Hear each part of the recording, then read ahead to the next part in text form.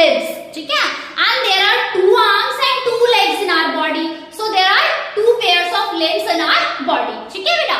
चलिए, now we discuss about the skull in detail। अब हम क्या करने वाले हैं, skull, जो हमारा फर्स्ट इंपॉर्टेंट पार्ट है, skull, that is the part of our skeletal system। इसके बारे में हम डिटेल में चर्चा करेंगे। So let's study about the skull। What is our skull?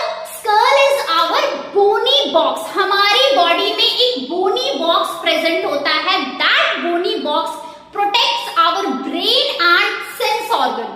ये जो bony box हमारी बॉडी में दिख रहा है, this box, I'm talking about this box, ठीक है, this box is protecting our brain and sense organ। हमारे जितने भी सेंस ऑर्गन्स होते हैं और हमारा ब्रेन होता है,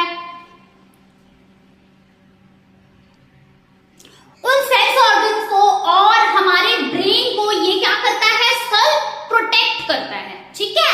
our brain is very soft and delicate organ. हमारा जो ब्रेन है वो बहुत ज्यादा सॉफ्ट है, बहुत नाजुक है, इसको प्रोटेक्शन चाहिए। यस, इट नीड्स प्रोटेक्शन, ठीक है। And it is protected by which part of our skeletal system. हमारा जो ब्रेन है वो कौन से पार्ट से प्रोटेक्ट किया जा रहा है, कौन सा पार्ट है स्केलेटल सिस्टम का जिसके द्वारा हमारा ब्रेन प्रोटेक्ट किया जा रहा है। So it is protected by our skull. हमारा जो ब्रेन प्रोटेक्ट किया जा रहा है ये हमारे स्कल के द्वारा किया जा रहा है। अगर हमारे पास स्कल नहीं होता तो क्या हमारा ब्रेन प्रोटेक्ट रह पाता? अगर हमें जरा सी भी चोट लग जाती, जरा सा भी धक्का लग जाता तो क्या होता, ब्रेन डैमेज हो जाता। और ब्रेन डैमेज हो जाता तो हमारे अंदर सोचने समझने की शक्ति नहीं बचती।